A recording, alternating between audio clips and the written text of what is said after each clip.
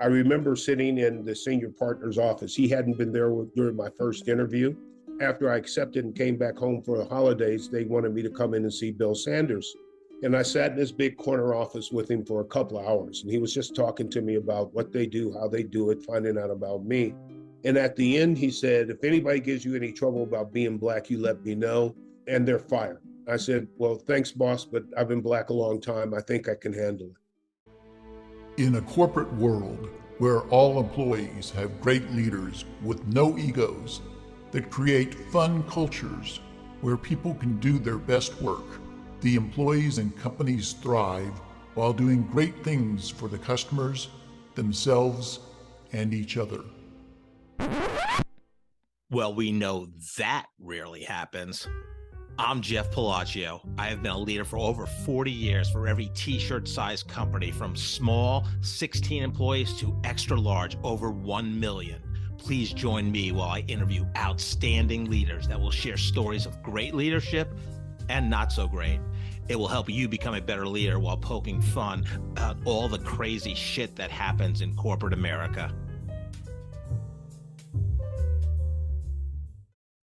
Hi, I'm Joe Deshawn, and welcome to the Corporate Couch with Jeff Palacio. Today, Jeff is interviewing Sly James.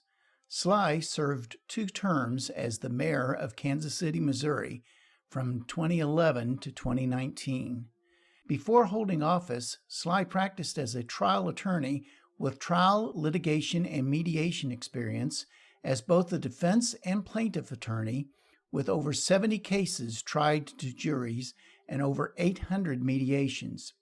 He was the first African-American associate and partner in the Blackwell, Sanders, Matheny, Weary, and Lombardi law firm, and prior to that, he served in the United States Marine Corps.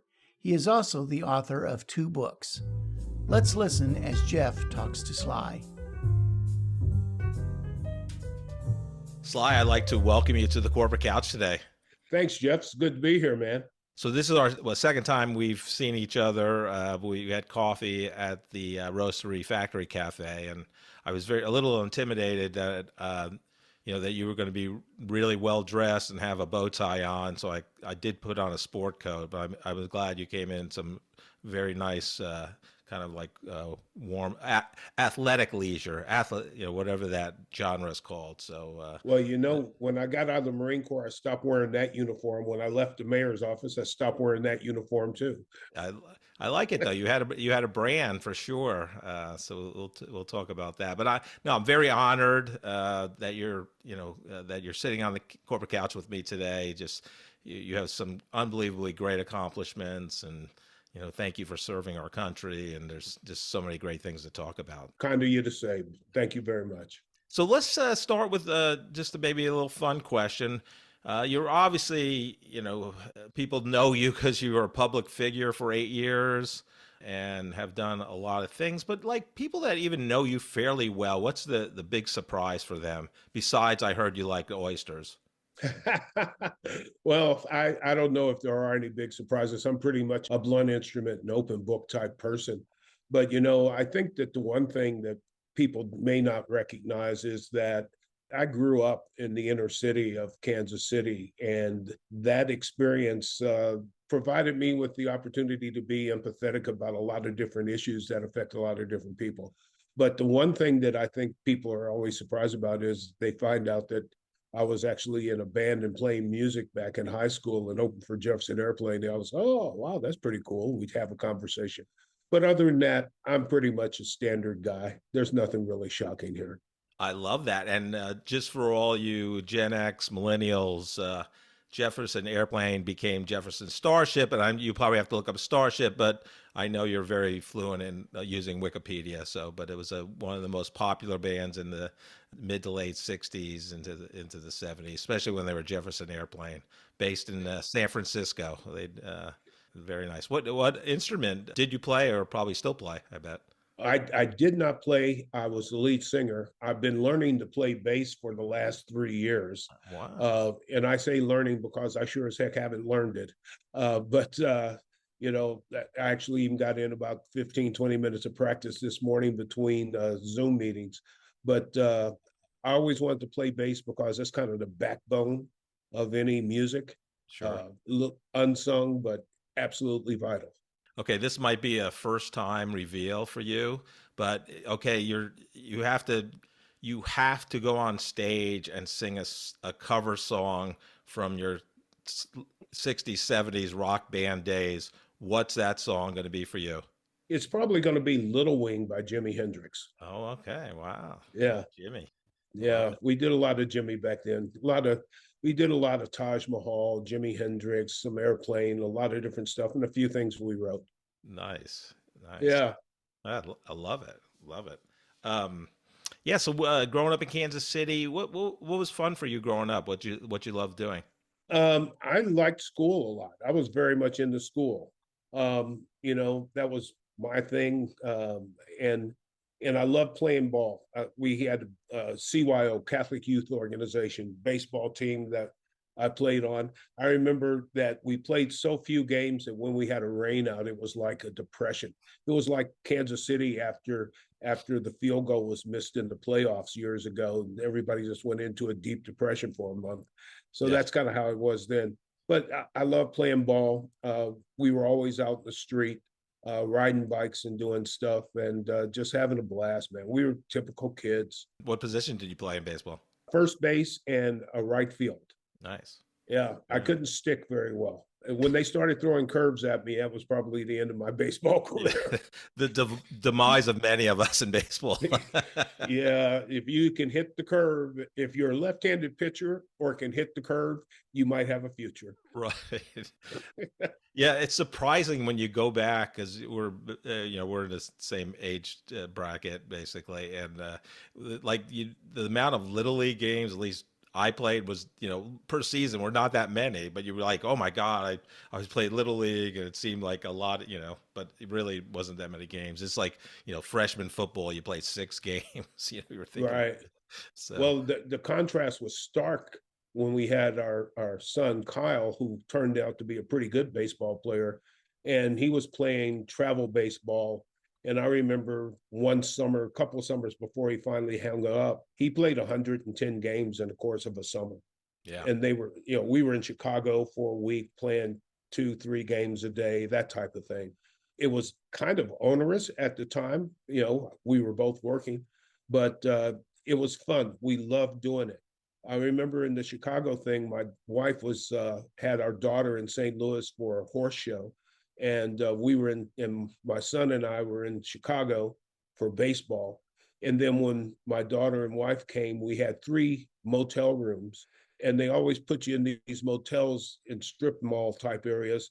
And guess what the favorite restaurant of all the kids was for on the teams that stayed there? Olive Garden or Applebee's? Nah, Hooters.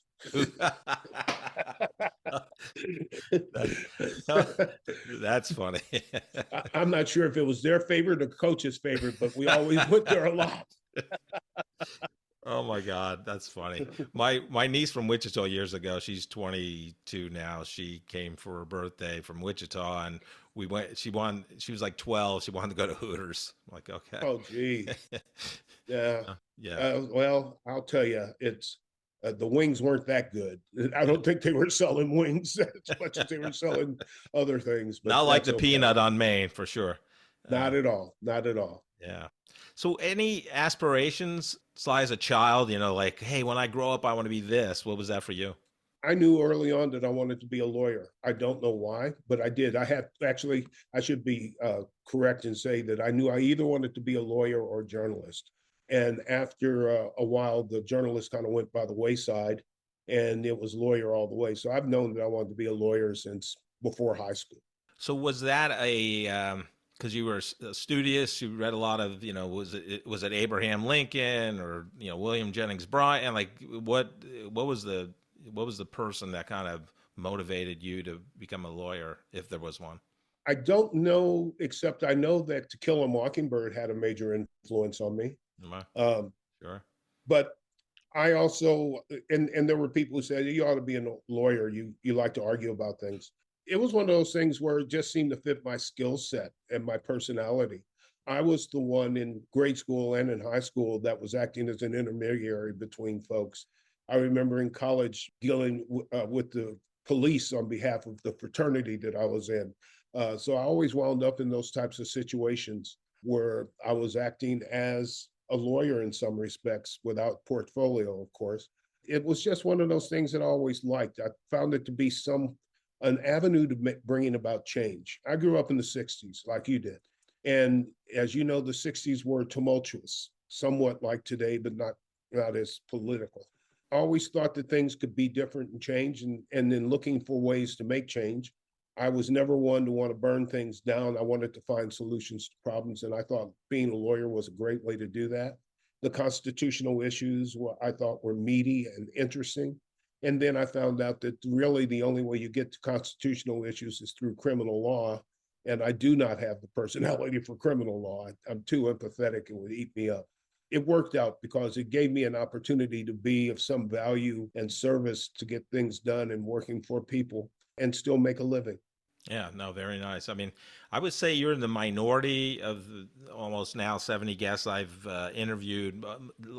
People didn't have, I don't know, they started in engineering, ended up in like computer science. It was just, people didn't have, most people didn't have an idea, especially as a child. I've even gotten answers I had no idea. I never even thought about it, and they're very successful today. So you just see a lot of different career journeys and life journeys. It's kind of neat to watch. You go to Bishop Hogan local high school, and then I know you went into the Marines. Did you go right into the Marines after high school, or did you take a break, or what was No, the pattern? I graduated in '69, and the band was going strong, so continued to work and play with the band for a while. But I was 1A draftable, and I knew that I was going, so I just kept calling the draft board and asking what number they were on. And when it started getting close to my number, I started looking around for a way to deal with it. I went through that short mental thing about should I leave the country, and it was like, and go where and do what? No, that ain't going to work. So what's the next best option? So I literally went to 3 or 4 recruiting stations, Army, Navy, Coast Guard for sure, and talked to them and basically got the answer from the Coast Guard. There's no way that you're getting into the Coast Guard. And the Navy, I realized soon that I wasn't going to be happy living on ships. Army said, yeah, you go straight to Vietnam. And the Marine Corps said, if you enlist for 4, you cut your chances going to Vietnam in half.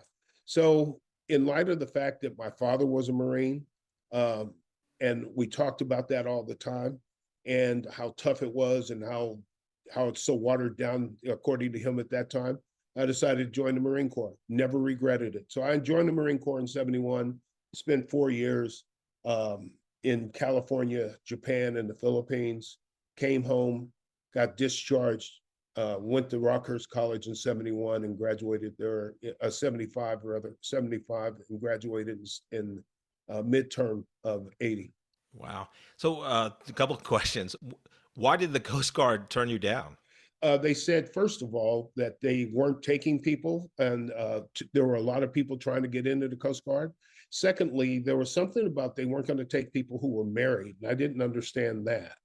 And I was married at the time, but I didn't understand why. They just said that, and come to think of it, if I didn't want to live on a ship in the Navy, I sure as hell wouldn't have been very good on a Right. boat in the Coast Guard.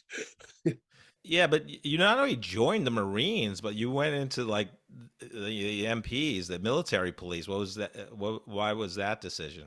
Well, that wasn't a decision. They tell you what you're going to do. You don't get to choose. Okay. So at the end of boot camp, at the end of 13 weeks of boot camp, they tell you what your MOS, military occupational specialty is. And you've already taken a couple of tests, and they try to line up people according to aptitude. So they made me a military policeman, which was great, frankly, because then I served at Camp Pendleton for about 8 to 10 months. I'm sorry, I served as company MP for the company I was in, and then got transferred to base MP, which was literally being cops in a small city. Pendleton had about 120,000 people on the base. And so we were the police on that base, and then got transferred to Japan, which was boring as heck. except for driving big trucks on very narrow mountain roads in Japan.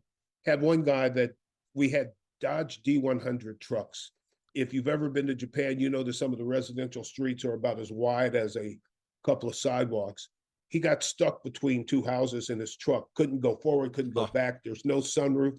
They had to come and tow him out backwards oh my and God. did a little damage to the houses. Oh my Uh, God.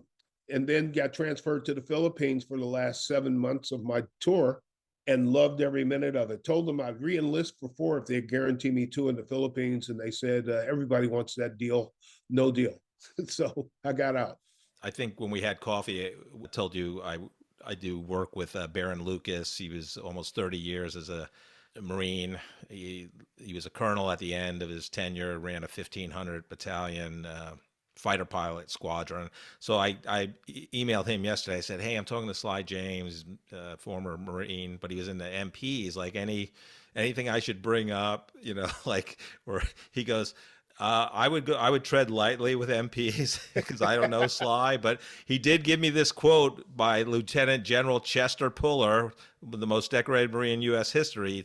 Yes. He said, take me to the brig. I want to see the real Marine. So you must have passed some toughness aptitude tests after boot camp, I guess. Well, it was an interesting experience to say the least. Particularly in the Philippines, where it was a mixed unit, Army, Navy, Shore Patrol. And on New Year's Eve of 1970, we had the entire 7th Fleet.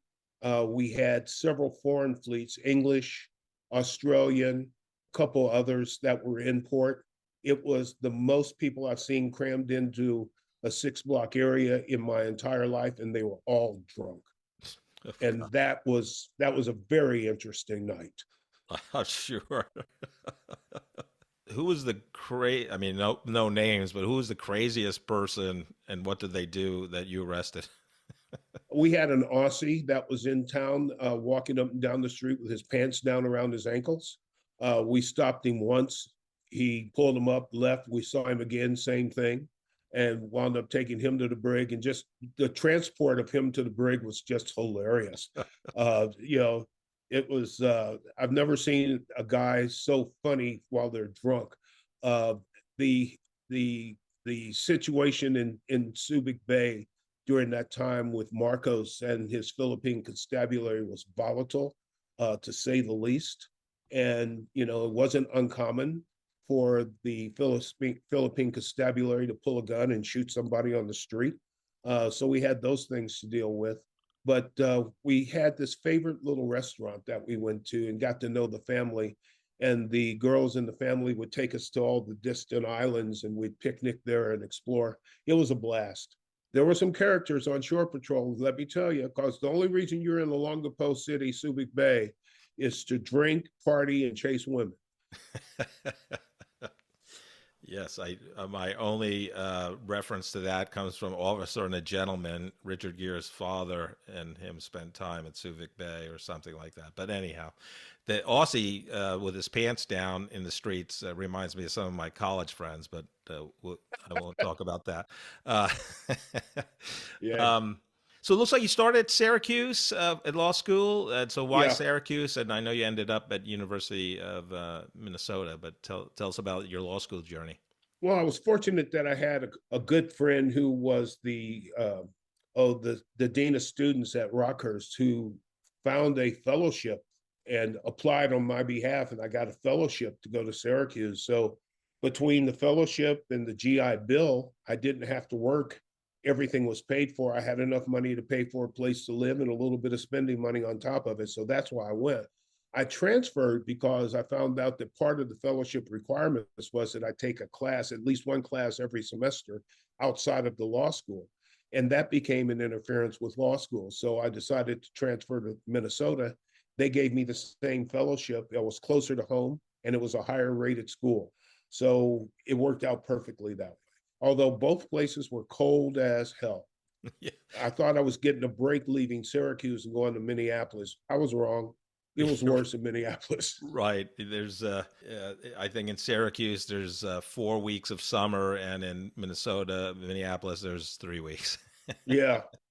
And also in Minneapolis, unlike Syracuse, they had mosquitoes that were the size of small dive bombers. And that was before Minneapolis was all built out. Now everything's interconnected. You can go, places, where you don't even have to go outside in the winter. It's really, I know that's the infrastructure downtown, but Yeah, I really liked the city. It was a nice city, very progressive, very highly educated, and the real payoff was the university. This is one of the things that I really wish Kansas City had.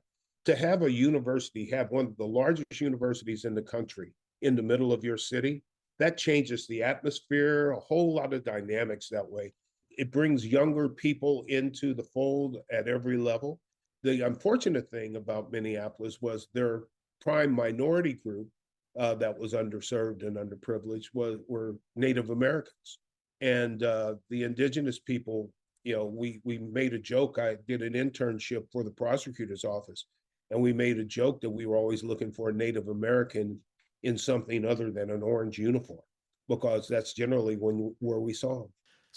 so you get out of law school, not get out, you graduate, obviously, and then I how got you out. you got made it, passed the bar, all that good stuff, and then what was your first law firm out of college, and how'd you get that job? Funny story. At Minnesota, the dean of students there said, I've signed you up for these interviews. And I said, I want to do criminal law. And he says, first of all, you shouldn't do criminal law. It would eat you up. Second of all, you've got the highest GPA of any minority student in the school. The law firms are always saying they'll hire people of color when they see qualified people. You're qualified. So I signed you up for all these interviews to see if they're telling us the truth.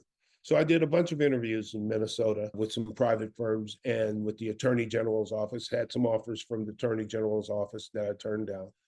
Then went on some interviews in Chicago and St. Louis and had offers in St. Louis and then another one in Kansas City. So I came back to Kansas City because the firm here, Blackwell, Sanders, Matheny, Weary, and Lombardi, now Hush Blackwell, told me that they would let me do what I wanted to do, which was trial work. The other firm said, well, there's a 6-month rotation for the first 3 years, so you rotate through banking and construction.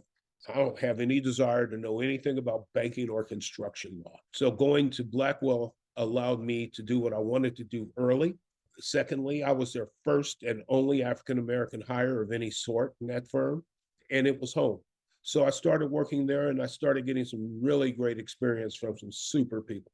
Yeah, so I mean, we started our professional career. I mean, you obviously served in the Marines and went to law school, and where I did graduate college. I know people find that hard to believe, and then actually did move to Kansas City from New York, and did my MBA at University of Missouri, Kansas City at night. So I was working at the time. So what was it like for you to be a professional in the early 80s as an African American? I mean, what and kind of compare and contrast that your beginning of the career to kind of maybe before you became mayor, in terms of what was the biggest change, what was the hard part for you at that time, if there was any? I remember sitting in the senior partner's office. He hadn't been there during my first interview, and I accepted the job before I could interview with him, which was kind of unusual for them.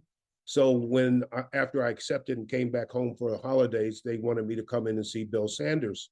And I sat in this big corner office with him for a couple of hours, and he was just talking to me about what they do, how they do it, finding out about me. And at the end, he said, if anybody gives you any trouble about being black, you let me know, and they're fired. I said, well, thanks, boss, but I've been black a long time. I think I can handle it. And an And then he MP. and then he took me to every single person in that firm and introduced me personally. I felt that I had a responsibility to not screw it up. I did not want to be the reason why they said, hey, we're not going to do that again. We tried to hire somebody of color and it didn't work out, so we're not going to do it. So I wanted to make sure that my work was exemplary. So I had a pattern that I established because I had kids at home and a wife at home, that I'd leave work 5:30 or 6, go home, eat dinner, wait until the kids went to sleep, then go back to the office and work into the early morning hours. And Bill Sanders was always there as well. So we got to know each other pretty well, which gave me some opportunities that other associates at my level weren't getting. I found it to be pretty much the same. I was there was a lot of times. For example, I was the only African American male in my high school the entire 4 years I was there.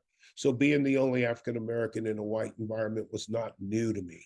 Uh, and after I left high school and went home, there was no white folks in my neighborhood. So it was like every day I'm in two different worlds. I learned how to navigate those worlds because it was a matter of survival. And I tried to learn how to navigate those worlds without changing myself in the process of doing it. I wanted to be me wherever I was. And so I found it very interesting to work with some friends to dissuade them of some stereotypical beliefs, to see how they lived so that I could rid myself of some stereotypical beliefs. And simply found out that, frankly, if you spend the time to get to know people on an individual basis, color and that stuff doesn't really matter. It's where you don't have contact with people who are different, where you start to hold on to these mistaken ideas and these prejudices that we all seem to carry around with us. So I didn't have any trouble there, but I did feel that I had a responsibility to those who might follow behind me not to mess up the road that they were going to have to walk on. So that's what I did. I worked my butt off. I did good work, good enough work for people to recognize it as such.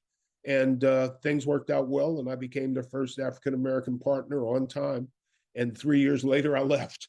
So Yeah, I mean that's Bill Sanders.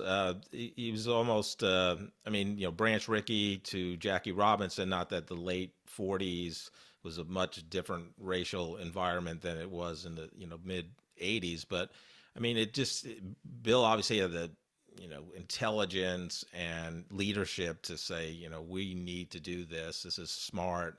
Not that you needed his help, but he wanted to make sure that you felt welcome. And, it was probably a big deal in the day to be the first, Black associate at a prestigious law firm. it was. And I did need his help because it's easy to recruit people. It's hard to retain them because in order to retain people in a foreign environment, the culture itself has to change. Changing cultures is very difficult, especially when it's entrenched and people are busy with other things and competitive. That helped quite a bit. But I carried my weight. Everybody knew I carried my weight. So it wasn't a matter of favoritism. It was a matter of quality and access. So it worked out pretty well for me. But it was not only me and a large firm. I was the only African American there was one other in another firm in the top 10 firms. I mean, there was nobody.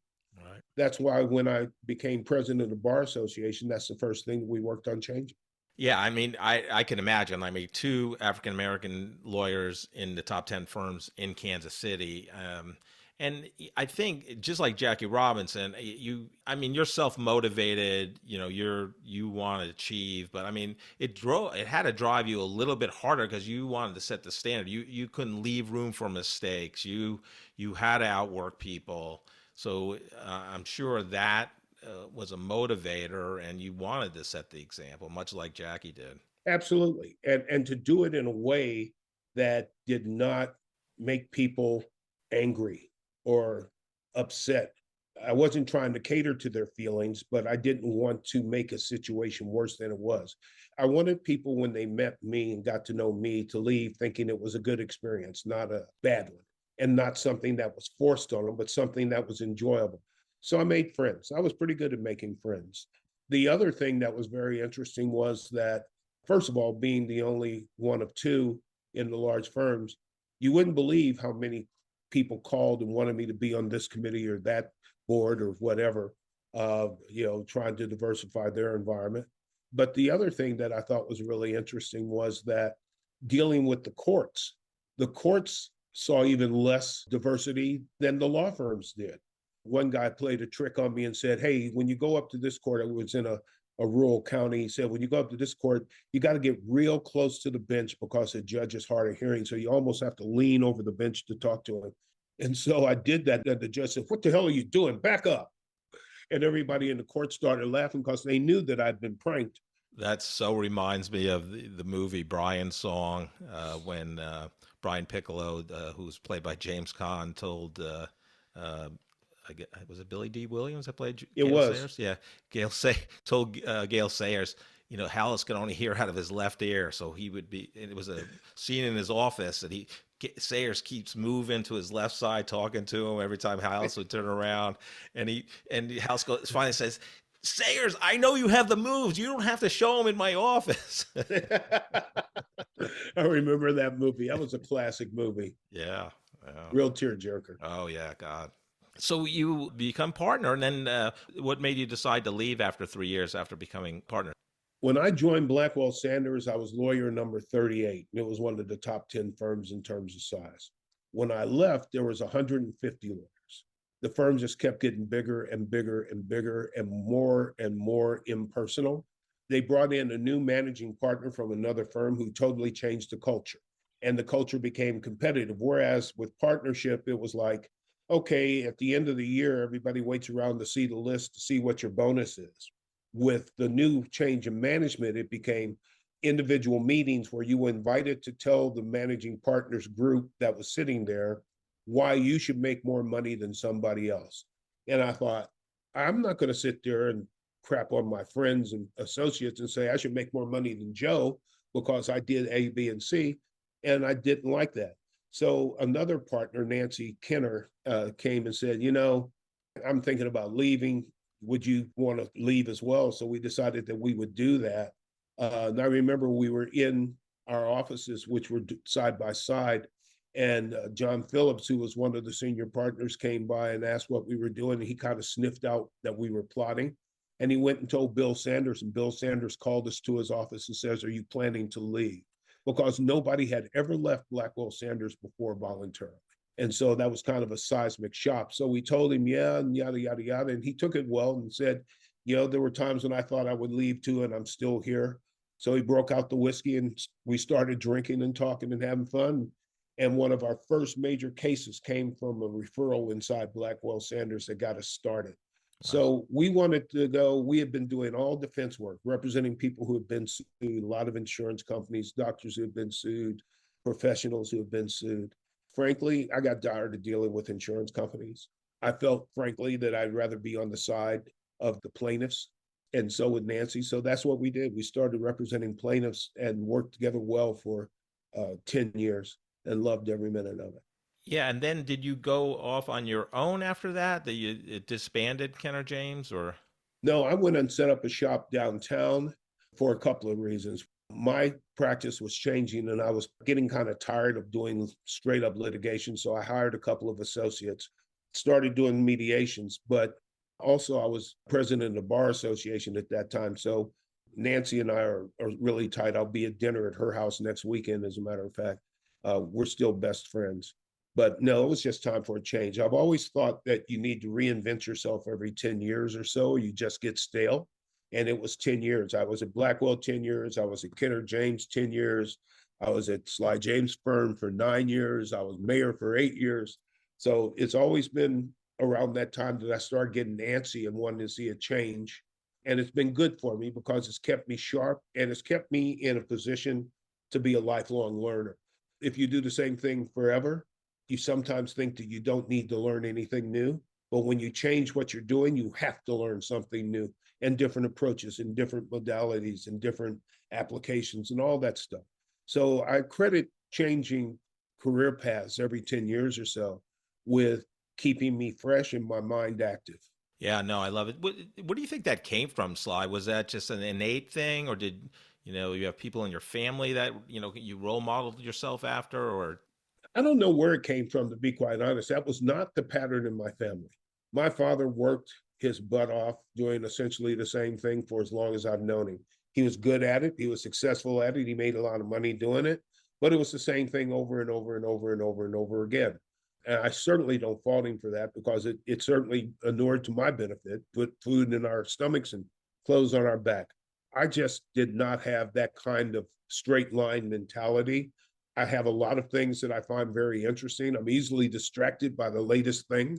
I needed to find outlets for that. You can kind of tell when things are getting stale. I just found that changing paths every 10 years or so was more exciting than staying on the same path forever.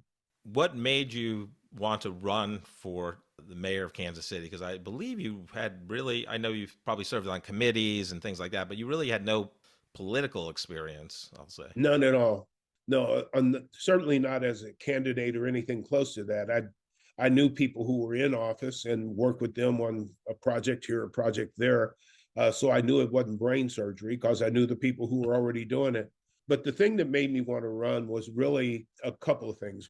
Kansas City had always had this attitude that we were somehow less than other cities. Always wanted to be like St. Louis, always wanted to be like Denver or Minneapolis or some other place. I always thought that was nonsense. And it came from a lack of pride.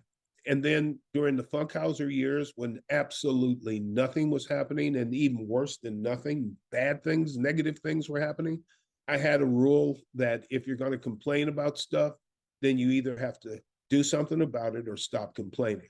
So I decided to do something about it. I thought about running a little bit earlier, but my daughter was in high school at the time, and I didn't want to steal time from her high school experience by me running for office.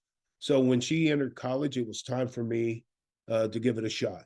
And at that time, I'd been in my firm for about 10 years and said, let's give this a try. And I figured if I lost, I continue to do what I'm doing.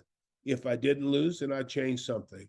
At the end of the day, it was the greatest decision I'd made. It was probably the best job of my professional career that I've had. I loved it. But I wanted to run because I thought that I had enough ego to think that I could actually make a difference in this city and how it felt about itself. And then I became the recipient of serendipitous circumstances, I like to say. We had a mayor that was not doing much. We had an economy that was stagnant because of the recession. He was vulnerable. As it turned out, once he was out of office and the economy started turning around, we had opportunities to change the game with Google selecting us in KCK. And then with our streetcar project and the Royals winning and all of the excitement that came about during that time frame made us all think a lot higher of Kansas City. And now, and when I was mayor, one of the most gratifying things to hear was during the World Series and All-Star games, et cetera, when people would come from other places around the country and the world and say, I had no idea, talking about Kansas City. They expected cows and tumbleweeds, and they found sophistication in art. And then to hear other cities at some point telling us how their constituents were saying, well, why can't we do what Kansas City did? That happened specifically with streetcar and no fare on streetcar. Oklahoma City residents, when they put a fare on streetcar there after their honeymoon period, the residents told the mayor they wanted to run it like Kansas City did with no fare. And they didn't, and their ridership went down. It was nice to be on the pace setting side as opposed to the chase side. I took a lot of pride in making sure that people knew that Kansas City was a place to be and doing things that they should be thinking about as well. Yeah, no, I mean, I remember when I came here, I flew here in September of '82. My only big city experience was New York City. So, I mean, there's only one New York City, right? But I finished my interview with AT&T at 811 Main. Remember when they were headquartered there? And, I kind of came out at 5:00 and I'm like, hey, there's nobody around. Nothing. I'm like, nothing. This is weird. Okay, I mean, I understand that, New York has 10 million, people and all that good stuff. But yeah, I mean, but it's such an undertaking. I mean, it's one thing to run for Gladstone council person or whatever. Did somebody approach you, or you just say, okay, I'm going to go be mayor? And if that, either way, what was the process after that once you decided? Well, I spent literally a year, setting up lunches, coffees, drinks with people and saying, what do you think we ought to be doing in Kansas City? What are your main issues? And listening to them. And that led me to put together an agenda that we call the 4 E's of employment, enforcement, education, and efficiency in government, because those were the things that kept resonating. And we just kept building on it. I do not suffer from imposter syndrome. There are very few times when I say, gee, I don't know if I'm good enough. That's not me. It's kind of like, I'm going to do it. I'm going to give it a shot. I win, great. I lose.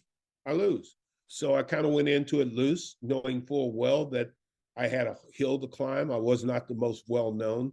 In the primary, there were 3 sitting city council people, the former mayor and a couple of people from outside, and me. and we were all competing. I found the competition to be fun, but I also found it to be very enlightening. But it allowed me to say what I thought, and it allowed me to speak my mind without trying to curry favor or kiss anybody's butt in order to get a vote. I took the approach and the attitude of, this is what I believe, this is what I think, this is what I think we can do. I don't mind if you think there's some adjustments that need to be made, but I'm ready to go forward. And our motto was go big or go home. And so we wanted to talk about doing the things that we thought Kansas City needed and finding ways to build the coalitions inside the city to get it done. So to me, it was just an extension of things that I had been doing, which was leading and building collaborations and finding ways to bring people together to get things done. If you're standing in front of a jury trying to persuade them that your client's cause is just and right and that they should compensate them with big dollars for that, it's really not a whole lot different than politics. And the one thing I always learned is that if the jury doesn't believe you or don't think that you're authentic, they're not going to do what you want. And I took that same attitude and approach. Yeah, so interesting. So you're kind of informal straw poll meeting with people for coffee, lunch, things like that. Were they named people like influencers, or were they just random samples of people? Like what was your process there? It was a cross section. I had some influencers there because I knew that if I wanted to do this, I needed to find out if I could get the support of A, B, C, and D, Tom McDonald and folks like that. But I also met with neighborhood groups. I met with teachers. I met with anybody who wanted to talk that would take the time to do it. Because in order to put together a plan, you can't rely on just the one layer of folks. You've got to know, if we do this, how does it affect not just the people running the corporations, but the people trying to make their neighborhoods better, people who are driving to work every day to do whatever it is they do, or people who didn't have jobs or had poor living conditions, weren't making a lot of money. What's in it for them? So I tried to talk to as many different types of people as possible. And that came, frankly, from understanding how focus groups work. If you're going to do a focus group to find out how something's going to be received, you don't want just one segment of the population. You want a cross sector, because then you're going to be able to find out whether or not you're going to have cross-segmental appeal. It's the same thing with politics. If you're going to be the mayor of the city, you're going to be the mayor for all people in the city, black, white, rich, poor, white collar, blue collar, or no collar at all. So I wanted to meet with as many people as possible to find out what they thought. And we put together a compendium, frankly, of all those things and made a plan based on what we were hearing, and it worked. And it served us very well for the 8 years we were in office. We never had to change it. I am not the most political person, so I won't know a lot of details about political people. But what I think happens is people see the results of polls and then don't become their authentic self. They kind of go where the wind is blowing. But it seems like you took people's, a diverse group of people that you were going to serve and made it into an agenda that you were comfortable with, that represented your values and principles. Does that sound like what you did? Pretty much. And the other thing too, when you talk about polls, I remember when we were working on the airport, which was a 7-year project, to be quite honest, 18 months before we were scheduled to go to vote, our poll was running at about 27% favorable. And in that 18 months, we changed that to a 72% positive vote. Polls only give you a snapshot of people's opinions based on the information that they're fed. So if you want the polls to change, give them additional information or different information. Show them why what they thought originally is wrong. And we had to overcome this baseline misunderstanding of how it was going to be paid for. People thought it was a tax issue. No taxes involved. Wouldn't have cost anybody anything unless you buy a ticket to fly out. And once we started getting that word across in the business need for a new airport, not just the community need for a new airport, people bought it. But polls are misleading, and polls are not necessarily as foolproof as they used to be, because polls usually came across on landlines originally. And the time between switching from landlines to cell phones brought about some wrong results on polls. The polls in the last presidential election were off. Those polls had a Republican landslide in the House and the Senate. Didn't happen because polls don't vote, people do. And if you get to the right people, and a lot of people that vote don't pay any attention to polls and never ask the questions on polls, but you go to the people. And I learned a long time ago that I didn't necessarily always have to rely on what the council said. If I wanted to get something done and the council wanted to go in a different direction, that's when I mobilized my constituents on the outside to help persuade the council because they have more power over them than I do. So it's it's really a matter of trying to do the right thing and finding a way to do it and to work with people to get things done. And if you keep the goal in mind and you don't mind sharing credit with people or not getting any credit at all, you can get a hell of a lot done. But when your ego gets involved or when you start doing things so that you're ensure your next election, then you start making mistakes and playing politics. I always thought of myself as a public servant, not a politician. Public servants serve the public by doing things that the public needs. Politicians serve themselves a lot by taking votes and doing things that they need to get reelected. I didn't want to be in the latter category. Viewing your leadership while you were the mayor, so I could not vote for you. I'm in Overland Park, Kansas, so I can't vote for the mayor of Kansas City, Missouri. But I just, the things I noticed just watching you on TV and things like that, it's just you were a presence and a leader. And politics aside, there's Clinton was kind of that presence, like a leader, Ronald Reagan, right? I mean, it just showed. And what doesn't happen today, which is so sad, is people are for themselves or their party, and it's not Right. being public servants. And you know that better than I do. But I just think it just has allowed, it's where the best and the brightest would want to be mayor of Kansas City or the president of the United States. I don't think it's that way anymore, unfortunately. But It is unfortunate. But one of the nice things is that the local government is where things really come home to roost and where things have to work. Local government is very much accountable to the people in the locality. That's not true of Congress people and senators. You don't see them. They're not shopping in the grocery store. You can't stop them in the aisle and tell them about a sewer problem, which happened to me all the time. I remember one lady came up to me and kind of looked at me strange and said, "Mayor?" I said, "Yes, ma'am." She said, "You do your own shopping?"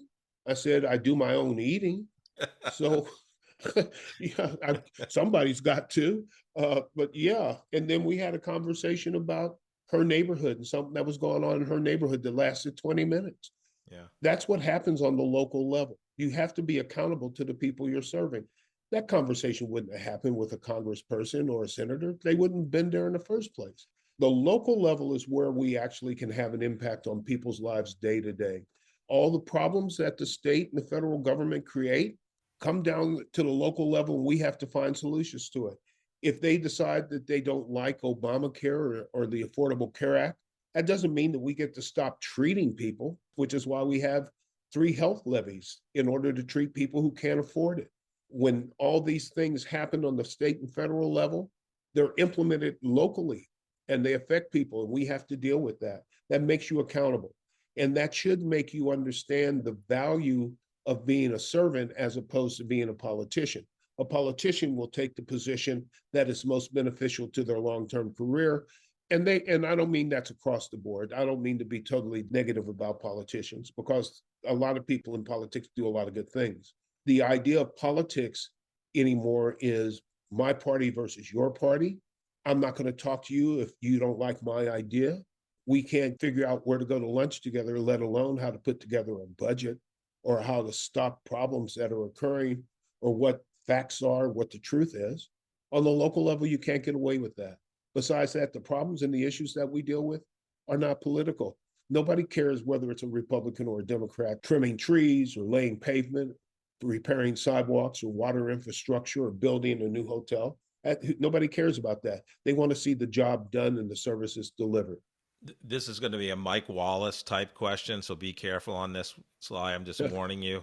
All right. Were you wearing your bow tie in the grocery store when that woman approached you? Yeah. Yeah, So it was a yeah. brand you carried with you, or you were coming home from the city hall and stopped at One the way or grocery the store. other. Yeah, absolutely. I can tell you that after leaving office and not being in my bow tie very often, people would come and say, "You look familiar. I just can't place you." And then I'd say, I'd tell them first I was Denzel Washington, which they never buy. Um, and then I tell them who I was, and they say, "I didn't recognize you without your bow tie." There you go. I learned that in media training with the U.S. Conference of Mayors, and that was one of the things they said is they put up a picture of a woman in a pantsuit, and they said, "Who is this?" And everybody said, "Hillary Clinton." They put up a picture of somebody else, and they said, "Who is that?" They knew who it was from what they were wearing. They said, if you have been identified with a particular style of dress, keep wearing it. Treat it like a uniform that you wear every day. Yeah. It allows you to break the initial ice with people, and they were right. Always admired the way you dressed. I was best dressed in senior year in high school, so it was a very apathetic class. So I think I got 3 votes in one. So the question too is, so you were, you've been in legal firms, partners, starting your own law firm. What was the biggest surprise coming, starting when you became mayor, and like, oh wow, I didn't know about this. Was there a this moment for you? There were several. Even before I was sworn in, I got dragged into things that should have been handled by the mayor, but he was not doing. Google was ready to pull the plug because they didn't get any response from him. So they asked me to meet with Google and talk to them, et cetera. And so I did. That was the day after the election. And I was like, dude, I was planning to take a nap and get my law office squared away. And you already got me working. And so we did that. And then shortly thereafter, I met with a business that was going to move across state lines to try and convince them not to. And that stuff just kept coming. So I think the thing that surprised me the most was how really complicated and interconnected things are in this city. You look at it and you think, okay, I see what's out there. That's like the tip of the iceberg. The rest of the stuff is all sub rosa. I didn't know anything about underground infrastructure or why the water bills were so high or how you put together a streetcar or what the real price of building a hotel was or any of that stuff. I had to learn it on the go. But I had good people around who did know. And when you don't know what you're doing, bring in the experts and let them talk to you about what it is and learn from it and then make the adjustments as you go. So I think the big surprise was I underestimated the complicated aspects of this city and what the size of the city relative to the population meant in terms of things we could and could not do. We're one of the largest landmass cities in the country. You can fit 7 San Franciscos inside the boundaries of Kansas City, Missouri, but we have 1/4 of the population of San Francisco. And that means we lack density, but we so spread out, we have much more infrastructure. Infrastructure is paid for with tax dollars, so you got fewer people paying for more infrastructure. That makes things hard, and it makes you find a way to deal with your budget. It forces you to be more innovative because you have to get the same stuff done, and every year it gets more expensive, and the demand for higher quality is there. So you have to be innovative about how you did it. And so we learned how to be innovative in local government and developed a pretty good reputation for innovation in terms of local government. One of our efficiency points was to push a data-driven decision-making process. So we started KC Stat, which worked very well, and Bloomberg Foundation, Bloomberg Associates in New York caught wind of it, came down to work with us for a year and a half and started exporting it to different places around the country and the world. Yeah, you seem to have a lot of tech initiatives, with Google Fiber, and you're talking about the KC Stat and working with Bloomberg. Is that part of your background and DNA? No, it's not. As a matter of fact, I'm pretty tech stupid, but I am. But I did know enough to listen to the people in the chamber and otherwise, and they were trying to make Kansas City the most entrepreneurial city in the country, and a lot of the entrepreneurism was in the tech side. So Google pushed that, and that brought in a lot more tech. So then, as part of Google, we started getting approached by a lot of third-party providers, big engineering and technology companies, to beta their projects here in Kansas City. So we became the biggest and the first smart and connected city in North America as a result of streetcar and Google. Who knew that those two things would connect like that? But they did. Um, so then when you have that as a selling point, then you learn about it and you start finding ways to emphasize it and to grow it. And that's really what it was all about. Also, my book is a passion for purpose, building cities for our children. And we wanted to know, where are our young people going now and why? They needed tech. They were involved in tech. They needed they needed transportation. They needed housing that they could afford. And so we started building things around that so that we could draw in those young entrepreneurs from around the country, bring their families here, and build this city. Yeah, I will say, unlike many of my neighbors meaning anybody in Johnson County, people like go, "Oh, downtown is so far." Well, my wife Robin and I, we go down there a lot. We love the streetcar. We do it. Yeah, We do it a lot, especially during concerts. Here's a little tip: you park farther away from T-Mobile Center, and then you take the streetcar to your car, and it's really a good tip for concert goers. absolutely. I do it. I do it. Yeah, no, we take the streetcar all the time. So you've had so many accomplishments as a mayor. Do you have a favorite one? I have a lot of favorites. I think the most important one, though, was the Turn the Page reading program. That's the most important because it was something that benefits children. When you think about benefiting children, what you're really saying is it's a way of guaranteeing your future. When I went to my first U.S. Conference of Mayors meeting in Baltimore in June of 2011, I met Ralph Smith, who was with the Annie Casey Foundation, who was going around talking to mayors, telling them about the importance of third grade reading, what it meant in terms of people's lives from that point forward. And so I got very interested in that. With his help, he educated me about it. I came back, I got my staff to get statistics and data from the various school districts that were willing to give it up. And we found out that KCPS had 18% third graders reading proficient. 18%. That means 81% weren't. And then when you look at that statistic, and then you look at the graduation rates, and you look at the prison rates, and you look at poverty rates, gee, wouldn't you know, they're all connected somehow. So we started with the program, and it went very well, still going right now, as a matter of fact. As a matter of fact, there's this bookstore in the airport called Turn the Page. And so we got that started. And I think that's been the most impactful and the most beneficial. We moved on from there in the last stage and tried to get a tax passed in order to establish universal high quality pre-K for every child, every 4-year-old in the city. And it didn't pass. But the reason that we did that was because we learned that if we're only getting there at third grade, we're still getting there too late. Because if you have kids that are 30 million words behind at the age of 3, 2 years behind when they enter kindergarten at the age of 5, trying to change them between kindergarten and third grade is a hell of a lot tougher than making sure that they're not 30 million words behind at the age of 3 and that they're not 2 years behind at kindergarten. Then you got something more you can work with. So we tried to get that done and we weren't able to get it done. And I'm still somewhat chagrined.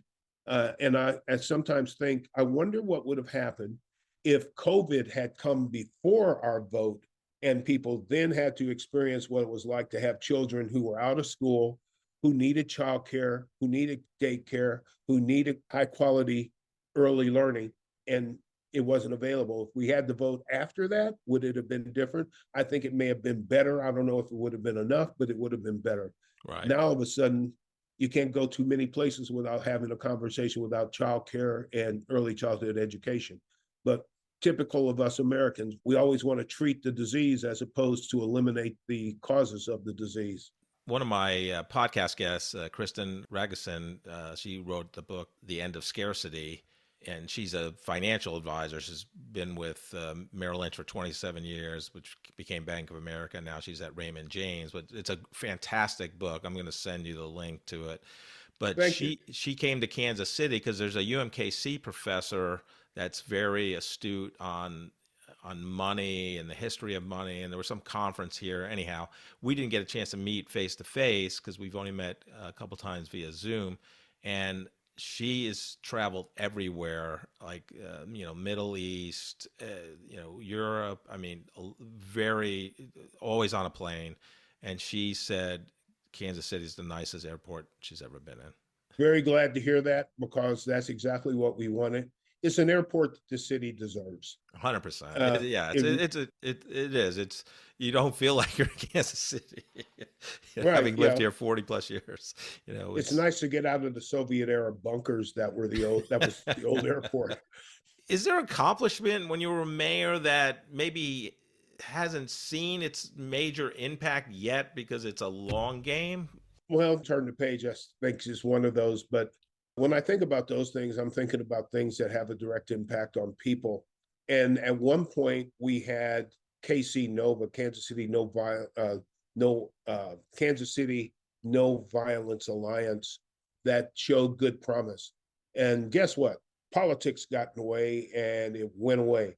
But during the time that we had established and oiled up Nova, we had 89 murders in a year. And then shortly thereafter, it went away, and our murder rates have just gone up and up.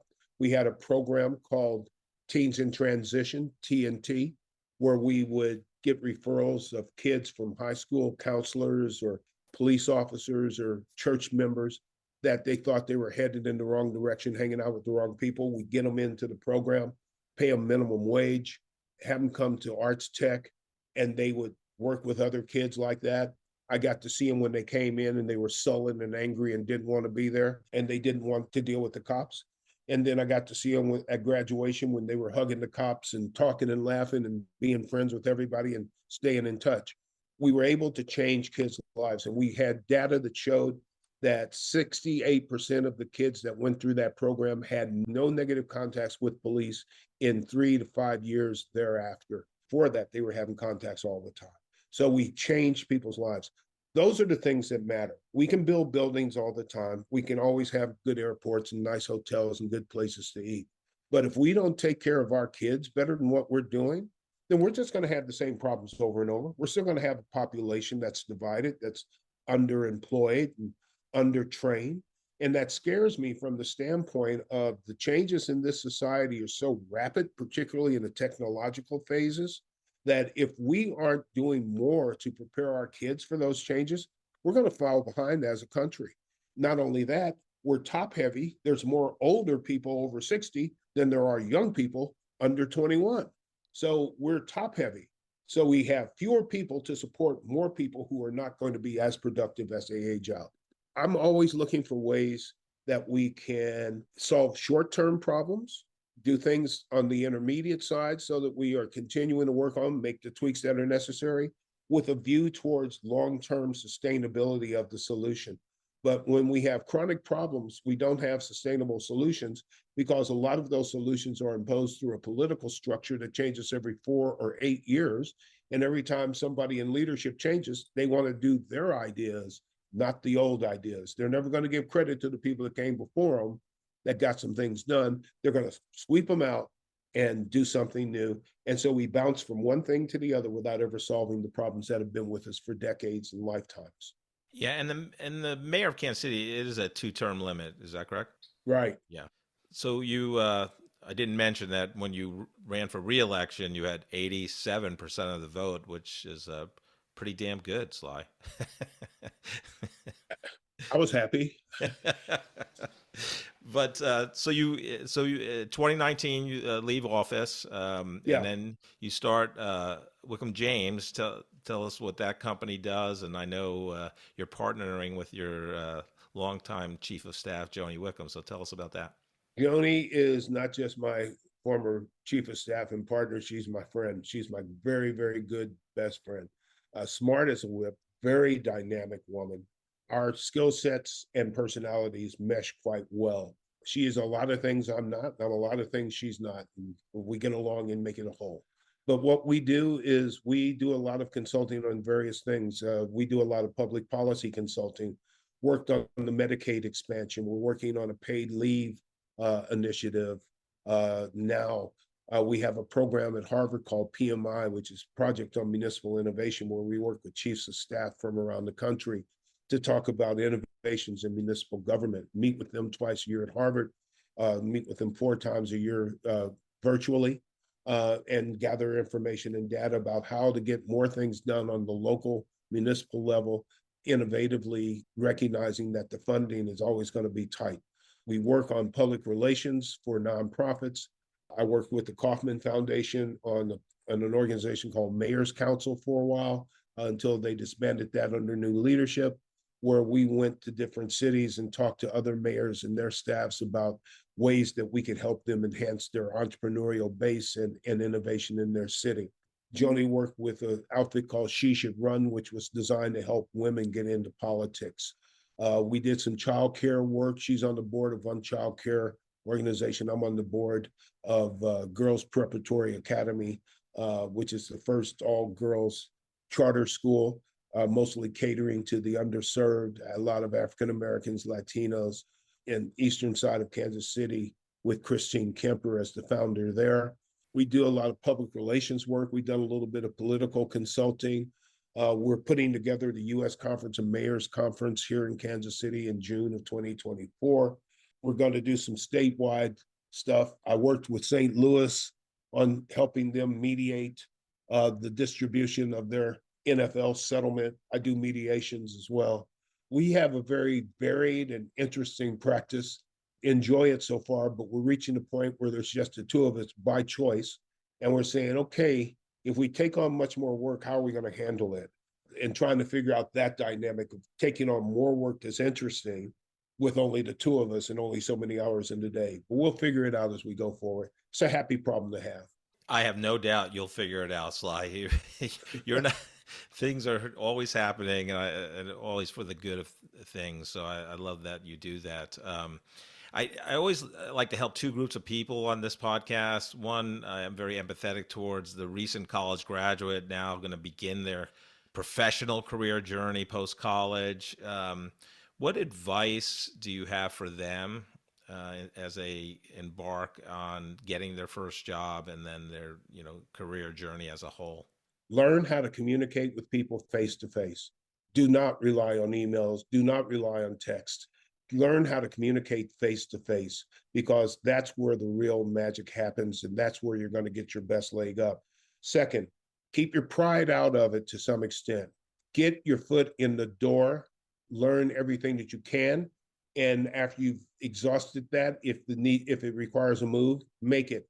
Make sure that you find a way to be in a situation that you can learn and grow in an organization. Rely on yourself. Don't fall victim to imposter syndrome. If you're a woman, don't let somebody talk you out of doing something because you're female. If you're Black, don't let somebody talk you out of it there. If you're a male, it's the same thing. But be bold in what you're doing and have faith in yourself, and recognize that if you made it successfully through college, and you've taken whatever exams you have to take or done whatever you have to do to be an entry-level person, you're going to be fine. So why worry about failure? Just worry about success. Yeah, I love that.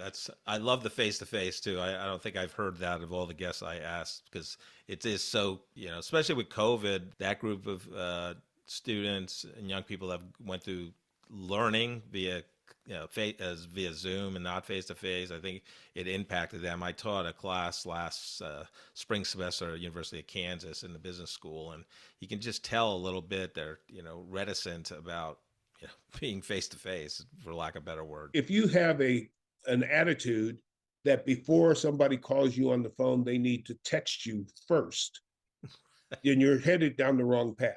Right. Okay. Yeah. Don't inhibit communication. Exactly. I even say to my adult friends, sometimes I just pick up the phone and call people, and I'll say, no one calls anyone anymore, so I decided to call you. Even worse, no one writes anybody anymore. When's the last time you got a handwritten card? That is true. That is true. I still send them out, though. I'm old school. Yeah. So. Amen. Sly, your leadership is unbelievable, and I've learned a lot just talking to you for the last hour plus here. But the second group I like to help, same as they evolve in their career journey as professionals in the workplace. You start at your first job out of college. Usually, you don't have any people reporting to you, but now you're on the org chart and responsible for a team of people. What advice would you have them as they begin their leadership journey? First of all, be a servant leader. Don't be an egotistical leader. Second, always, always, always give public credit to the people that work for you, that do the actual job. Don't, because a lot of times the leader gets to stand at the podium and take credit for the project, the job well done, or whatever, but they didn't do the real work. They may have organized it, they may have led it, but when it came time for somebody to get out on the street and get their shoe leather worn out by doing stuff, those people need to be recognized. If you recognize the people for the job that they do to support the mission, they will stick with you and they will support your missions come hell or high water. Sometimes you can't give a raise, but you can always give a pat on the back. And a lot of times a pat on the back is more valuable to people than a raise. Always recognize the people that work for you and allow them to have a voice in what's going on. A lot of times, if you let the people who are actually doing the job talk about the job and how it can be done, you can find a way to do it better than it's being done instead of just doing things, oh, because that's the way we've always done it. Let the people who you're responsible for have an opportunity to interact with you on a meaningful basis to talk about what they're doing and how it can be done better. And they will follow you around because they know that you respect them.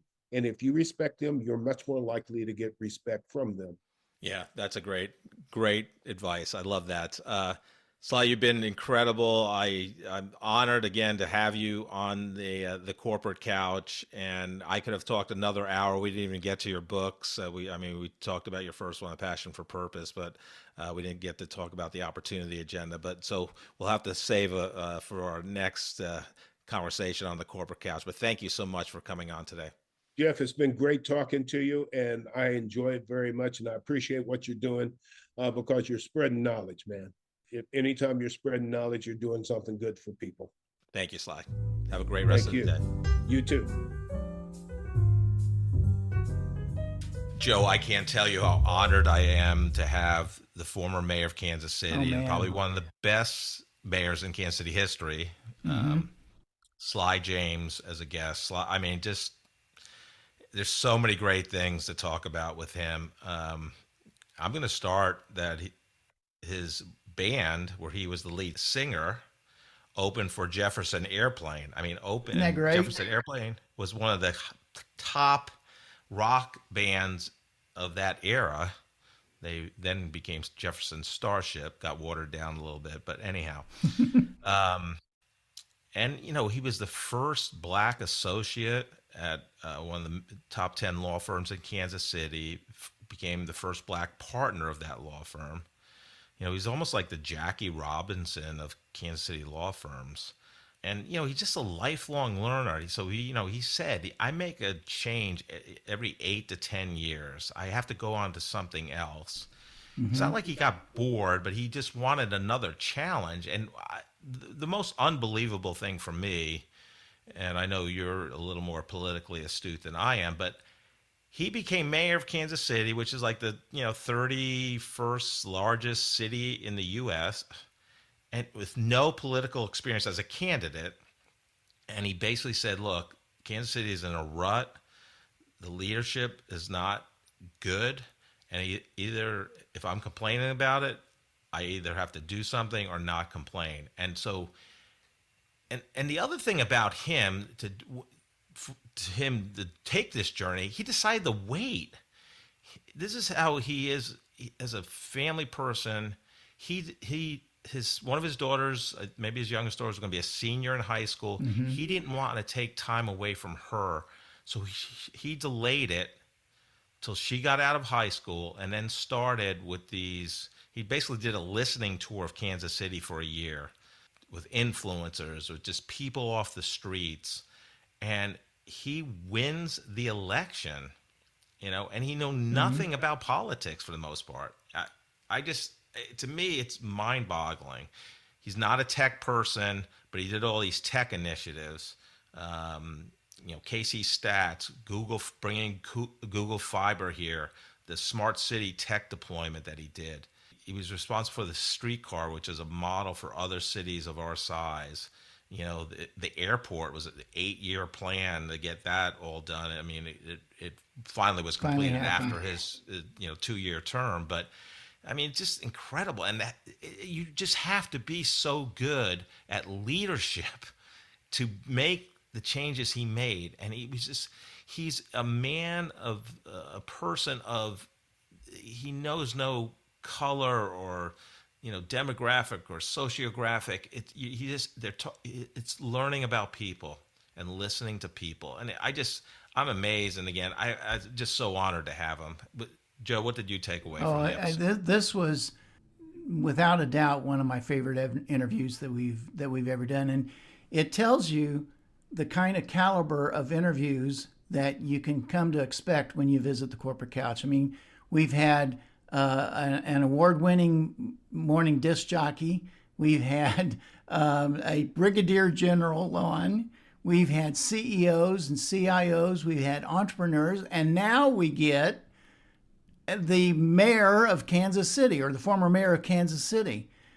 This is the kind of caliber of interviewees that you can expect when you visit the Corporate Couch. That's one of the things I'm just amazed about, is how this project has progressed like that.